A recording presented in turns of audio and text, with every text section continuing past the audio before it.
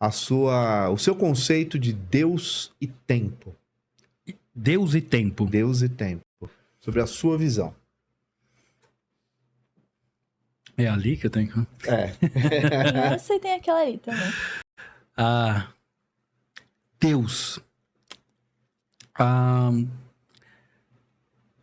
definição de Deus, né? Se a gente fosse pensar à luz da Escritura, né? Deus, eu acredito num Deus pessoal que subsiste eternamente em 3 pessoas, né? O Pai, o Filho e o Espírito Santo. Mas eu acho que talvez a questão mais elementar e de comunicação, aliás, que eu já falei em relação à pessoa de Cristo, é que Deus é pessoal, ou seja, é alguém com quem eu me relaciono. Deus para mim não é alguém que está longe, não é alguém que eu preciso de intermediação, ele está acessível. E ele quis que fosse assim.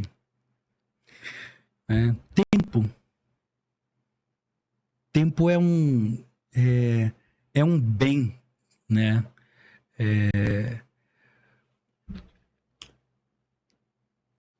Que todos nós temos igualmente. A gente tem uma percepção do tempo, acho que maior quando a gente tem que fazer uma cirurgia do coração, igual eu fiz há 1 ano atrás. Como quando a gente perde alguém que a gente ama. Semana passada eu perdi um irmão da minha mãe. Embora não era mais um menino, né? Já tinha 82 anos, mas estava em plena atividade, pastoreando uma igreja em Barueri. E quando isso acontece, a gente fica meio que sem saber. Ou como quando eu perdi meu pai, que eu estava no meio do meu curso no seminário, no ano de 95.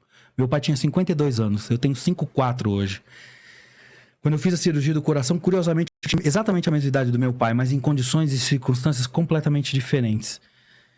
Pouco tempo depois que eu perdi meu pai, talvez alguns meses depois, eu ouvi uma música, um pessoal cantando na minha igreja em Guarulhos, que na época era lá na Nilo Peçanha, em frente ao Recreativo. E eu fui de volta para Atibaia aquela noite, ouvindo aquele som daquela música. É uma música do Eduardo Silvana, chama Confiarei, o nome da música. Mas o refrão da música fala assim: Deus é tão sábio para enganar-se. Deus é tão bom, não falhará. Quando eu não entender, quando eu não o ver, eu confiarei. E eu fui, aquilo fez muito sentido na minha vida, no meu coração, naquela noite.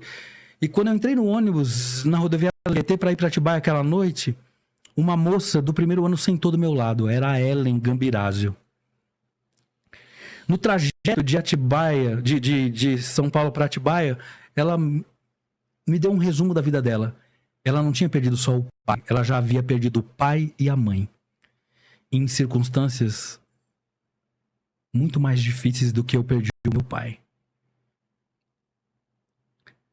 Os pais da Ellie, tanto o pai como a mãe, faleceram de AIDS. E ela contou um pouco, eu não sabia nada da história da vida dela. Naquela noite ela contou, quando eu cheguei, a gente chegou, o ônibus do seminário foi buscar a gente lá na rodoviária em Atibaia, levou até o local onde a gente ficava, e depois quando a gente desceu do ônibus, o pessoal, cada um foi para os seus quartos, e eu fui caminhando para o meu quarto aquela noite com aquela sensação incrível do quanto Deus nos vê, quanto Deus nos ama, independente de qualquer circunstância. Às vezes a gente ouve alguns comentários meio malucos, né? Quando a gente perde alguém. Eu lembro quando meu pai morreu, tem gente que fala assim: Deus queria tratar na sua vida. Eu falei: será que Deus não tem uma didática um pouco melhor? Sabe, às vezes a melhor coisa que a gente faz quando alguém tá em dor, quando alguém tá em algum luto, algum problema, a melhor coisa que a gente faz é emprestar os nossos ouvidos, né? Falar menos. Às vezes alguém que tá numa situação difícil fala muitas besteiras. Às vezes a gente quer ser técnico com alguém que tá passando uma dor, uma necessidade, né? Mas é assim... Eu falei essas coisas em relação ao meu pai, por causa de tempo. Porque o tempo, que é um limite para mim, à luz do que eu acredito nas escrituras, não é para Deus.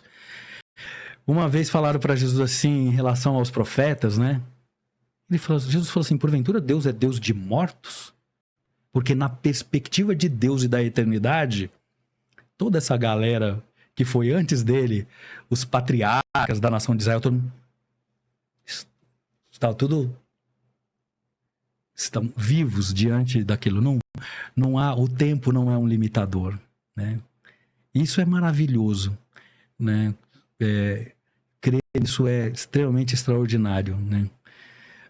Tem um camarada na nossa banda que é ateu, né? Você, me desculpa, né? Mas eu acho que eu tenho muito mais vantagem de acreditar do que não. Tudo bem, você pode continuar não acreditando, nós vamos respeitar você, mas como é maravilhoso crer e ter essa bendita esperança naquilo que a gente crê, de uma fé que não é um dogma, que não é uma coisa, que não é a roupa que eu visto, que não é a minha linguagem, que não é aquilo que eu faço, mais do que tudo é aquilo que ele fez por mim, aquele amor que ele demonstrou.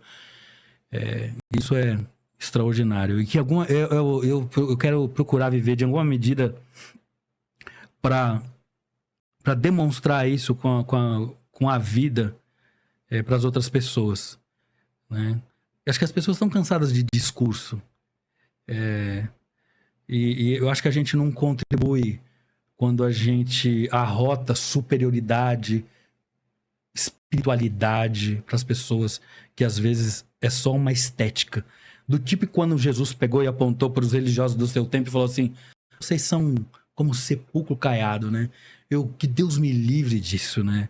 Eu quero ser um discípulo, eu quero ser alguém acessível e alguém que em alguma medida se parece com ele. Essa é a minha maior ambição. Eu tenho outras na minha vida. Mas talvez, essa mas essa aqui tem que ser a maior. fundamental.